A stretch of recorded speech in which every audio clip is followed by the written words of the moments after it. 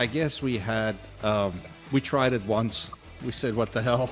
And here we go. Yep. Second one is up. What's up, So buddy? we brought How are you? liquid refreshment. Yep. So it's after 5 o'clock. Cheers. Everyone. Right. Beer Can Cold podcast coming to you live from the corporate headquarters of Bohr Brothers Heating and Cooling. And no, this is Coca-Cola. Mine's not. You can see what mine is. I'm still at the office, but so this is your two hosts that think they know a lot about a little, and maybe we do. I don't know. So we've been told. So we've been told. My name is J.G. Van Graan. This is Will Merritt.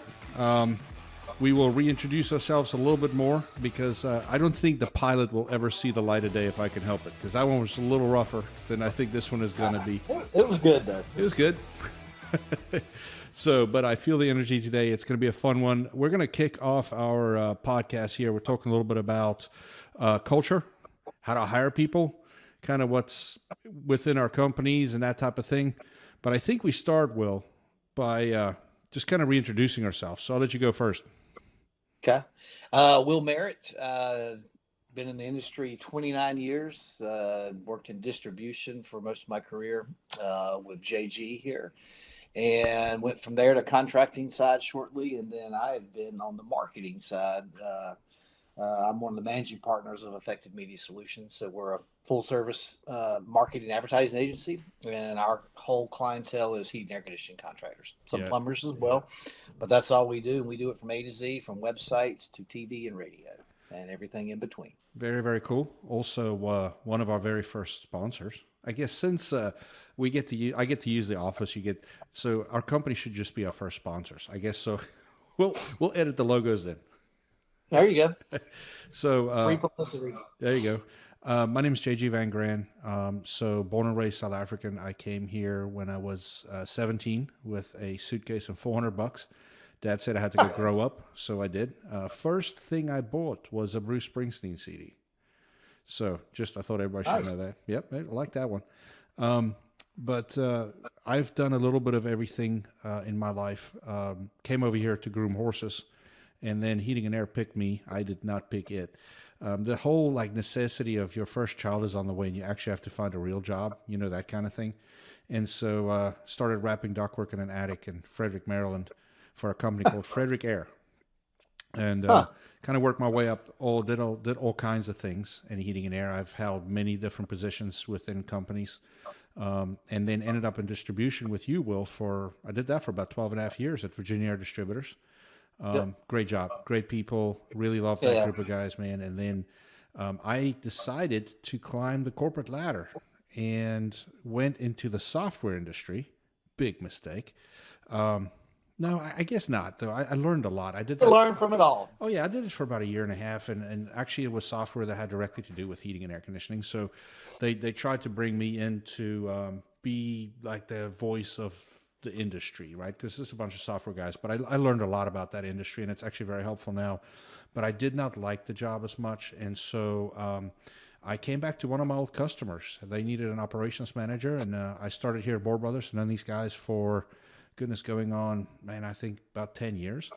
And they kind of rescued me as it was. And I am very happy here. I get to help them run this beautiful company. And there's a lot of things. Yes, we have awards just like everybody else, but man, what a great place to be. And so that's kind of my story. But in that vein, been doing a lot of culture things lately. A lot of hiring, and I know you wrote several articles about culture. Yeah, I pulled one of them up earlier just to kind of peruse it and kind of hit it. But I was on the phone with a customer today and told her we were doing this tonight, and I said we're going to talk about culture, and this company has a great culture. But back to what you said earlier about kind of your background, both our backgrounds. We worked at Virginia Air, and that was a great culture. It was, and I'll tell you where the culture started for me at Virginia Air. It started at the top. And if it doesn't start at the top, it doesn't work, right? Accountability, loyalty, There's just some of the words, we did what we say we were going to do. We treated our customers the way we wanted to be treated. Ken Baker was the owner at the time, treated us like customers. We were, Yep. we were the best. And so I'm actually trying to bring a lot of that into here because there is a good culture here, but you could always be better, right? Yeah. Yeah. It's got to be a family team environment. Yeah. And it really does. And it's the work world is, especially the HVAC world is not easy. We all know that. And it's a lot of little things I think that make a difference.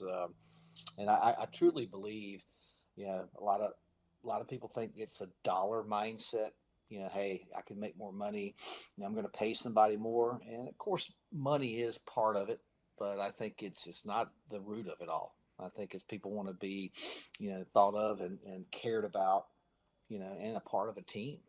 Everybody wants to be wanted and But wants to be a part of a group. a part of that, something that I've been, and I don't know how to put this in words, so I'm going to really mess this up. But there's something here with our younger guys, especially, that I am trying to kind of get across. Right? It's this mindset that I'm blue collar, so I don't matter. I don't know if you've seen that or not, but it's like, especially with our younger guys, it's like, well, I shouldn't be asking for this money. I shouldn't be doing this. I don't deserve the right or whatever. And it's like, I told one of my techs today, I said, you do realize that a surgeon cannot operate if a room is not at 66 degrees. So who's more important? You or the surgeon, right? It's like we need to start understanding in this industry, especially with our younger teams, is like, you are very valuable and you should charge accordingly. And I'm sorry, I know some homeowners might be looking at this podcast, but we put a lot of time and schooling into our guys. And I actually think it's part of the culture discussion, because if you have a group of guys that don't feel like they belong, you're going to have a tough time. Yeah. Yeah. And I think that message needs to be, especially to the newer people in the business, and we're starting to unpack a bunch here. This could go. Oh, it could go for an hour. A deep rabbit hole, but it's the mentality of, in our culture, and probably the last 30, 40 years, all we've promoted was go to college, go to college, go to college. That's how I grew up. And I never, never knew any different, but college was very inexpensive back when I went to school in the late 80s, early 90s. But that was what was taught. And so we've kind of taught that, like, people that work with their hands that get dirty, that's not cool, and it's just not accepted. And I think it's the parents, oh, hey, my kid's going to this college and whatever, and then a parent almost feels like, well, my kid's not going to college. They're going to a 2-year school or a trade school or something. So, but those people are needed. But like you said, JG, they're so important, and this is an industry starved for people, right? And you can make great money in this, and not everybody wants to sit behind a desk all day. No, I agree. There's only some of those jobs out there. I love the versatility of this industry. I know I'm on kind of the marketing side now, but I'm doing different stuff every day. And the same thing for these guys. They're doing a lot of different things. It's not cookie cutter. Well, we're living this in my house at the moment. So my oldest is a senior in college, and he is right in your backyard. He's on a rugby scholarship at Belmont Abbey University, and he's finishing up now, and decided to study supply chain management. Kind of want to go down Dad's rabbit hole with HVAC distribution and all this other stuff. And my middle one graduated high school last year, and it's like that. I no want or need to go to college. I want to be a heating and air guy. So in his senior year of high school, we got him in with a local company close by. Yes, he doesn't work for me because he doesn't want to. I'm just gonna be honest and put it out there. It's like, my son works for me, so that's he just graduated last May. That's right. He's doing well. But it's like So I got him with one of my old customers, a guy that I just know is going to teach him the right and the wrong way to do things. Just a really ethical guy, and and he's flourishing there.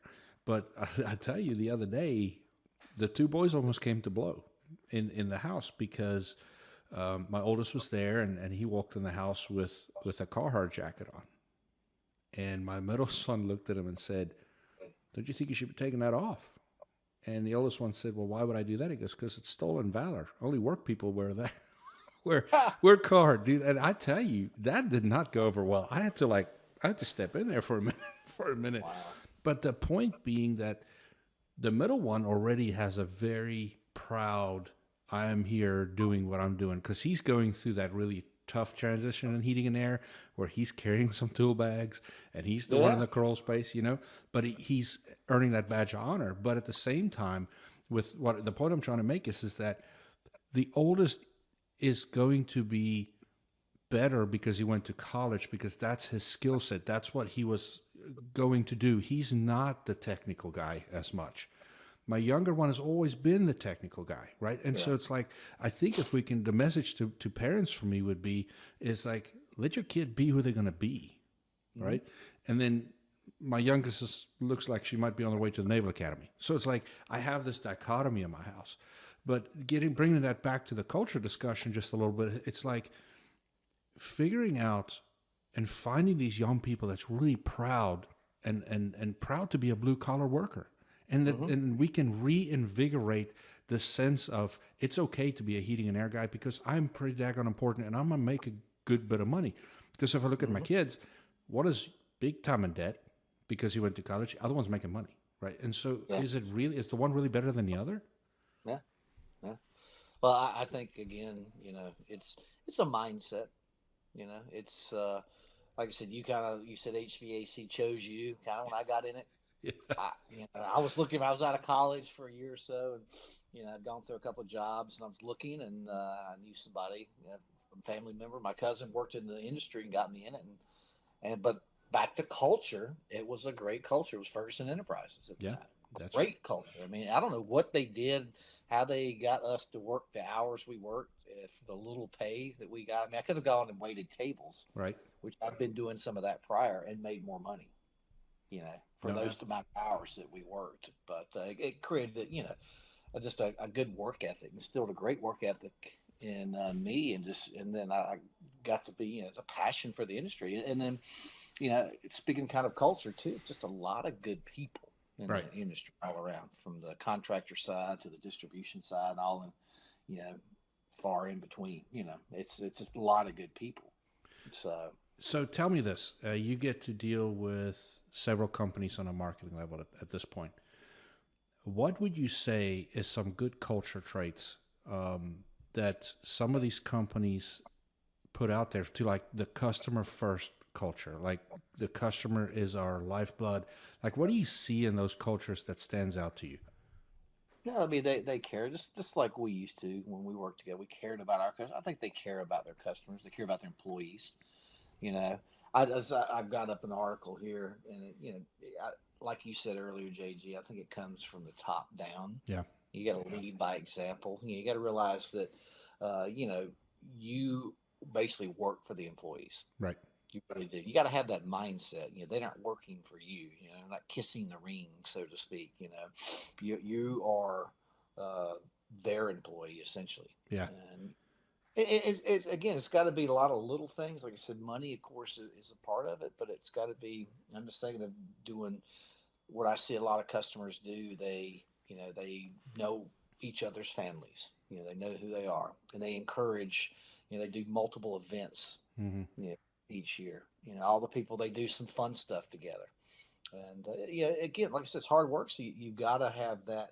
I take it back to the Ferguson days: the work hard, play hard. yeah, To where you enjoy realistic being around. And I think about our company.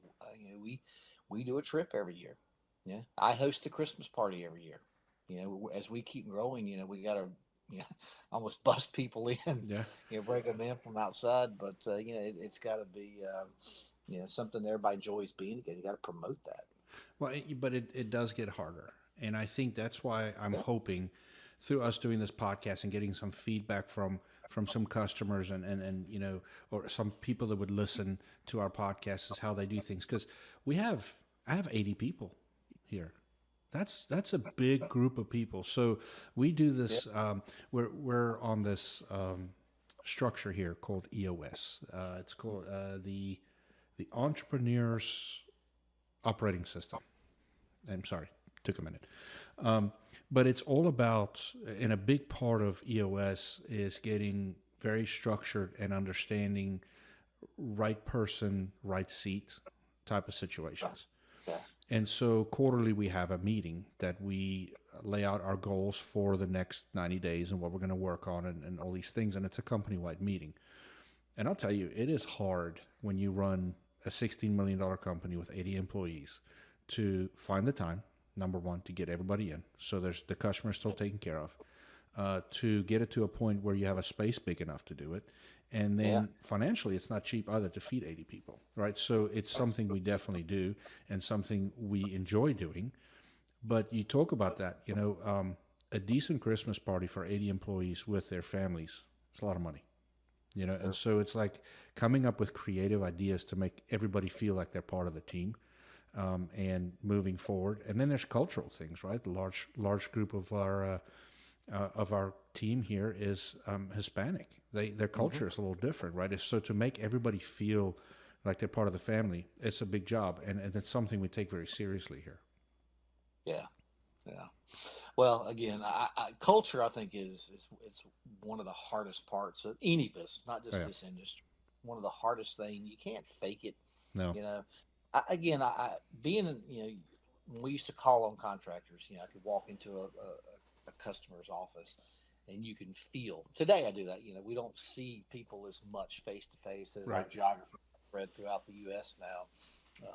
But some of the ones that are local, you go in their office and you can tell it's a good place to work. Others, you go in and you're like, get the vibe. You're right. Walk in, this is not a happy space. And over time, some people will tough it out and stay there, but a lot won't. Yeah. And that's why I think a lot of you see the turnover in the business, and then you see the reverse of that, JG. You see these people that they're celebrating their 20th year there, their 15th year, their 30th year, and like, how do you keep these people? Right. That's culture. Right. Well, I'll tell you, one thing we're starting to focus on heavy here is how we hire and who we hire. Well, that's a good segue. I was going to say, so how do you get the right people? So I might not be a professional podcaster, Will, but I've listened to enough, right? Nice cue. So actually something that I'm digging in currently is we've been doing disc profile assessments. So so right now we're starting a plumbing division. We want to hire some plumbers. I have a need for at least 2 or 3 senior technicians. And then we do something a little differently. We don't normally hire, we used to in the past, but I think we're trying to get away from hiring senior level techs. And I'll tell you why, nothing against 100% that. agree with that. Nothing against it, right? But I don't want their bad habits. Yeah, they're bringing over things that was considered good maybe in another place that you may not like at all, and all sorts of things. And I agree. I don't think there's much way around. It's very hard too for a lot of companies to bring someone in, either very green or almost totally new to the business. If they've got the intangibles, the personality, Well, we started. We needed to hire a service manager. That was my first goal when I came aboard, and that wasn't easy. I will tell you that I went through 24 different interviews before we settled on our service manager, and it finally dawned on me after a conversation with one of my old customers. You might know him, Adrian Stevenson. Any Day Heating and Cooling. Adrian thinks outside the box a lot, and I said I was having this discussion with Adrian, and we're talking about no longer hiring people from the industry, especially for management. Finding people that's good people that fit your cultural makeup, that will fit into what you want to do, and then you teach them what you want to teach them. And so I finally listened. So we interview this guy, Al Kearns is his name, and love the guy in the interview, but you walk away and you're like, man, and Al won't mind me telling the story because I know he's going to listen to this podcast and he's going to laugh because I've told him this several times. Yeah, you've told me, I think. So, and it's like we walk away and you're like, man, that's really cool, but I don't know. Like, he's not from the industry. He's not, So we interview a couple other guys and we're like, man, we should talk to Al again. So we interviewed him like 3 times with 3 different people. And every time you walk away, I'm like, man, we don't know if we should pull the trigger. So then I quote myself, we would interview other people and I would take their disc profile assessments and compare them to Al's. And we're like, so finally we're like, we're idiots, just hire Al. Just like, it's like he Quit has. fighting it. We're fighting it because it's like he had, and it was an internal thing, and it was our stupidity because he didn't have that much heating experience, heating and cooling experience. He managed large cruise and apartment complexes, but there's just something about the way he did things, man. And Yeah. we hired him, and I tell you what, it has been amazing. And yes, we struggled a little bit, so we had to create some communication trees and elevate some technicians to take that on-call technical piece off. But what a great manager. And he's like, really, this department's going to do insanely good this year because we're bringing in one-on-ones. We're coaching the guys on how to talk to customers. And I'm telling you, man, he's a great manager. And so I've learned the lesson. So what we're doing now with young techs is we're getting them out of the community colleges. We go find them where they're in tech school. We test them not for the technical ability or knowledge. We test them on their personal skills. And we're looking at the disc profile assessments and see where they're gonna fall. And we've hired two, and I really love these guys, man. And technically, they're sharp; they learn quickly, but it's not why they were hired. They were hired because they're outspoken, they are friendly, they are Communication skills. no drama, just good dudes, right? And so, and I think that's the future. Honestly, I think that's how you build a company. Well, I'll take it one step further with another one of our one of our customers. You know him. They hired a guy that he waited on at a pizza restaurant they went to every week. Oh yeah, And the guy was just great. And they just said he was young, I think like 19 or something. And so they just said that he was the man. Like people came in and requested this guy, and the restaurant would be empty, and he'd have like 6 tables, you know, in his section because everybody wanted him. Yep. So they hired him, and they've been training. I think he's been there about a year or so now. He actually got in one of their TV commercials. that's awesome. Well, I'll tell you, Good guy. I mean, got the right skill set. He's got to learn HVAC now. Yeah. He's got the other intangibles, the communication, you know, the manners, that type of thing. well, we have a similar story here, and this is kind of what got the wheels turning even more. It's like I'm very blessed here. I have 3 amazing sales guys, and they do things outside the box. If you have any industry coach coming in here, they'll tell me exactly how bad it is that these guys are doing it. But the top one, Cody, our sales manager, did 4.5 million last year. Wow. Which is big, right? But Cody has been with the company for years. This is the only heating and air company he's really ever worked for. I think he had a short stint somewhere else, but he came in with Brian. Brian bore one of the others, and Brian brought him up. Well, Cody drives a diesel truck, and the diesel truck kept messing up, and so they always take it to the same dealer because this mechanic in town is very good. But Cody kept having issues with his truck, and it was getting angrier and angrier. And this guy, Josh Fargus, was on the counter, and Josh would just have this knack of talking Cody down off the hill, and just really got to a point where Cody really liked the guy. So finally, Cody said, "Listen, I think you should come work for us." That was 3 years ago. Josh sold $3 million last year, right? And it's this thing about getting people without the bad habits and bringing them in and sharing it with them. Now, is there a need every once in a while for a senior tech? I need one right now. I need somebody that can step in. But, you know, even that, we're interviewing guys, and I'm not finding what I need. I need no drama. There's always so many out there. I mean, everybody's looking for that experience. You need 5 years experience, and there's only so many of those, you know, unicorns or whatever you want to call them out there. But I think again, you gotta coach them, train them from within. Yeah. You know, hire for the, like I said, the mindset, you know, and someone that's going to fit in to the company culture and believe in it. Well, and that's now the next step, right? So we have identified a guy in our team that is very, very good. He handles all our warranty and startup issues and everything like that. Been here for a while and technically just amazing and loves to teach. So now this idea is being born, you know, Bohr Brothers University, and allow me to just dream for a minute, but it's like we're going to have the units set up. He's going to start coaching the guys here. And so we're trying to get to a point where from bringing a guy in green to where he's running service calls and billing and after hours in 6 months. And that may be too short, but that's the dream.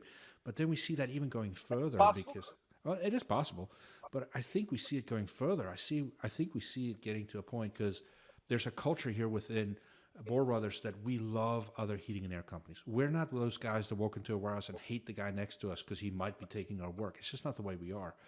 And so we're hoping to kind of build this thing up to where it's good enough and bad enough to, or badass enough to where we open it up to companies in our area to say, send us your techs, we'll sign a non-compete or not, we won't hire them for them, bring them to us, let us help you coach them and train them up technically on how to do these things. So we elevate the industry in our area, because that's how you get rid of the tailgate slammers, right? So it's a long-term vision, and it's going to take a lot to get that off the ground, and it's going to have to be trust with companies in our area. But I think that if they come and see our true heart of, we just want to have good heating and air companies around us, I think we can make this happen. Yeah. Well,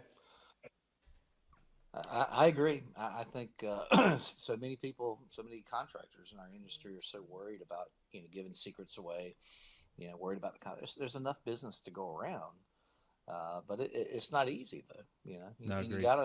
you gotta give the consumer what they want. Yeah. And I think that's a big part of it. I think there's a big disconnect between what the consumer wants and, what we're giving them, No, I agree. and it's a hard thing for, it's a lot of money. My friends come to me when they have problems, and I'm like going, it's going to be a lot more than you think Oh yeah. to Oh replace yeah. a system. Oh yeah. But you want the right people you trust. Trust's the big thing. Yeah. Yeah. And it's that thing, and the whole EOS structure just hammers the fact that know your core values, understand your vision statement. Everybody knows why, And so for us, every Monday I sit down, I run the tech scorecards, I run the company scorecards, and I put them up. We have televisions all over the buildings, and all week long that just runs in a repetitive commercial, like how we did last week. What our core visions or our vision is, what our core values are, and then we just constantly. And now we're starting to get to a point where hire, fire, reprimand, it's all done on the 7 core values, right? Because now it's black and white, and all managers understands it, right? So Yeah. you have an issue with somebody that, and I think this builds a lot into this culture conversation, is really living those 7 core values. Do we always do it? No, we're human. We screw up, right? No, Sometimes things happen. But I think if we just have that in the back of our mind and use those core values to run our company, the culture will just keep getting better. yeah. Well, you got to think about it. I think it's very simple. You treat others like you want to be treated. That's right. And I, I think, like I said, we're hitting on a lot of intangibles with the hires. It's very infrequent for a consumer to have a heat and air conditioning company come out, unless they have a maintenance agreement. Right. Hopefully you're building that rapport and relationship with them. But, it's, if you're not, the consumer doesn't trust you. And I think they have a bad, our industry has a bad rap. Right.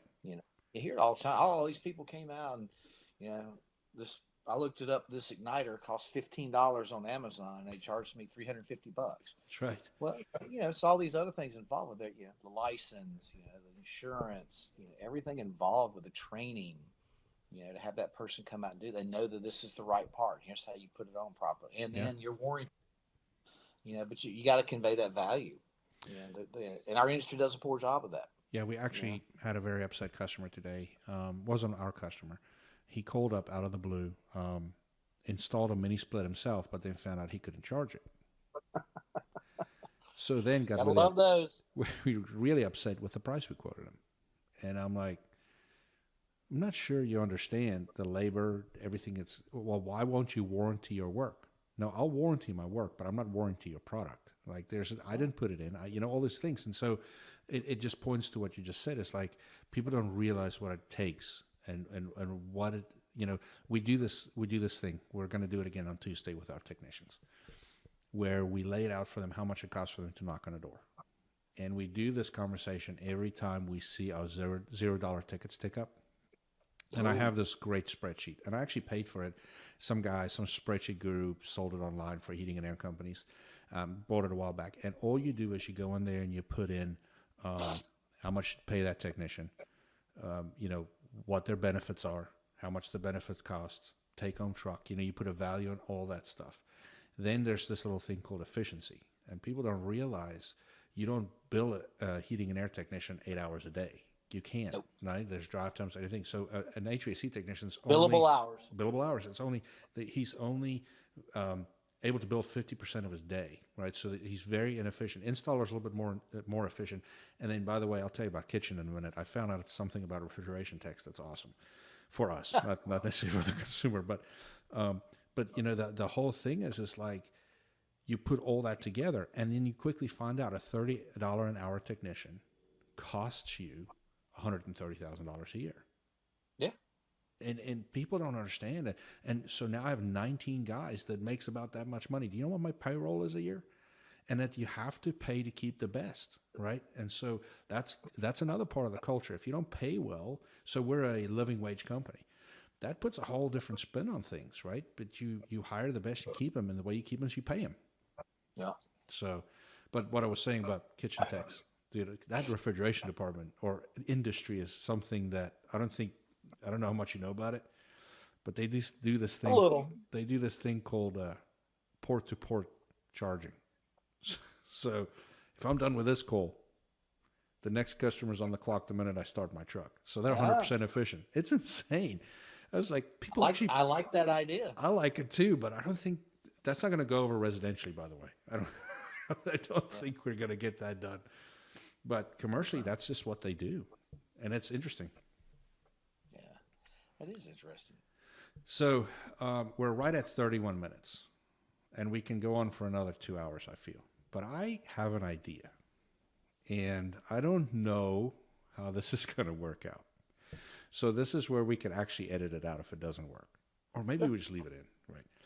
So I bought this little thing that hooks right into my podcast machine that says I can take this cell phone and I can call people on the fly, and it'll pull it right into the pot. You see where I'm going with this? Yeah. Oh, yeah. So I think we just do this little segment at every podcast where we call somebody and see if they answer. And if they do, we just hang out with them for a minute or so. How do you feel about that?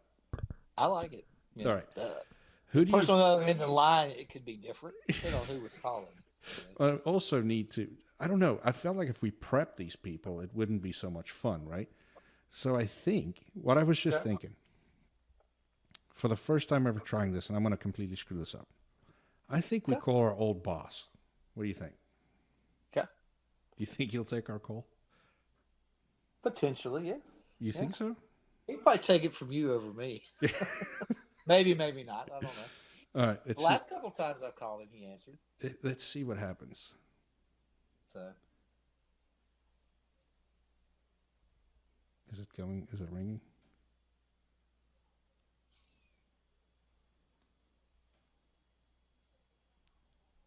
Technical difficulties. Hold on. Yeah, that's fine. Let's see. We're going to turn that off. I'm reading a benefits email from one of our new employees. He's getting on our health insurance. So I'm just perusing that. Oh, I can hear it ring. Oh. Let's see if he answers.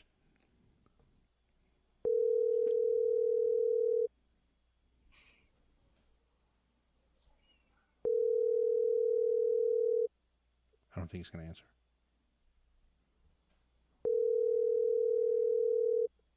I bet you he calls you back though.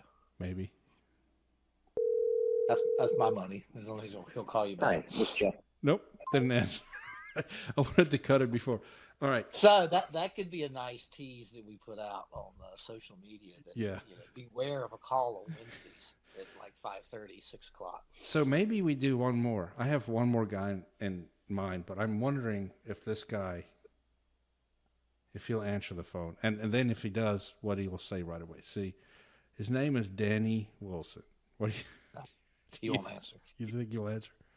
No, not at this time period. During the day, probably. Yes. Excuse me.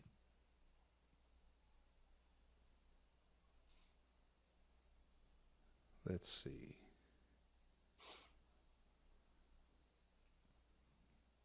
He might.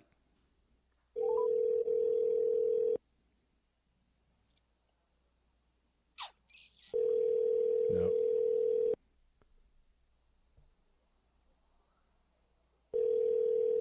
Never know. Like I said, I think we teased this thing out a little bit. I think so. Might become a tune to beware of the phone call from JG. Yep. No. So And I think why Burris didn't answer, I just realized I have 2 SIM cards in that phone. I think I called him from my work number, and he probably didn't recognize it. So anyway, I think this will be a fun thing to do if we can get it teed up a little bit. Absolutely. Phone call on the fly. I'm excited. I appreciate it. Give you guys the long and short of this. I've gotten more into listening to podcasts personally, and it's a lot of, some of it's Joe Rogan and that type of thing, but it's a lot of, some industry stuff as well. And I had wanted to do this for a number of years and kind of started messing around with it in 2019, right before COVID hit. And then that all happened. And so it got shelved. And then, JG had me on his podcast back in February of last year out in Phoenix. Yep. That was really cool. So we were out at a mutual event. So I was like, so I'm glad you pushed us to do this. We'll have some fun with this. No, I agree. But, everybody will put up with us. We some may be better than others, but we got a lot of war stories. Been around the industry for a while. And love the industry. I can't convey that enough. How much we love this business. Well, and we have so much to talk about, right? There's so much we can cover. So, well, good. I think that this was a decent place to cut it, and we'll figure this call thing out a little bit better. And I think there's so many people we can call. And the other thing is, I would love to get to a point where we just have interviews too, and do some live on location stuff. We talked about maybe hooking up in Florida, at some point. Yeah, I've already been talking to people, and they're all, I'd love to. So JG's pushed me to buy some of a little 4-track recorder. So I've got this. I just got it in a week or so ago. So I have not gotten it out of the box. It's in the floor behind my desk. But I will. And like he said, we've got a bunch of events coming up. Some dealer meeting type things. Got the Pro Partner event out in Vegas coming up. So definitely going to take it, and going to let a couple of our employees run wild with it too. I can just imagine. So where plug your next? Where are you going to be first? Where can customers go see you? Next thing we've got on our calendar is Carriers, the CE event down in Greenville next month. I think that's February 13th. It's just a one-nighter. And then 2 weeks after that, we go to Orlando for SBE, Service Business Evolution. Yep. Coaching, contracting, consulting group. Going with them. So we'll get out there for 4 days. So we'll definitely get to interview and talk to some people there. Yeah, I'm thinking I might come down for that one. I'm trying to figure out. I'll need to get the dates from you, but I think I'm going to try to work it. I have to go to Florida early part of February, so we'll figure it out. This is, I think, the last week, and then got a little thing for McCall's. They've asked us to come do a little presentation at multiple locations, and then Vegas, end of March, going to the first week of April. I'm not going back there. I was there 3 times last year. I'm not a gambler, so I'm already. My wife is going, and my son Jackson, who works with us now. Yep. They're both going, so there's going to be a good bit of free time. But I was not a gambler. I mean, I might throw something in a slot machine, or might throw some ice on a craps table, but I'm not a gambler. So no, same thing. I don't much care for Vegas. So, all right. Well, I will see you again next Wednesday. Wednesday is just when we record, and we try to release this by Friday.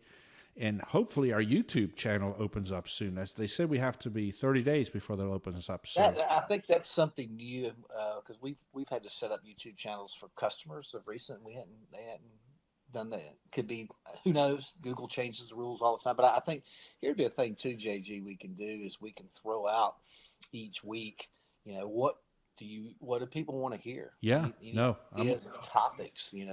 We've got a million we could talk about and come up with, but just say, hey, anybody? Hold on,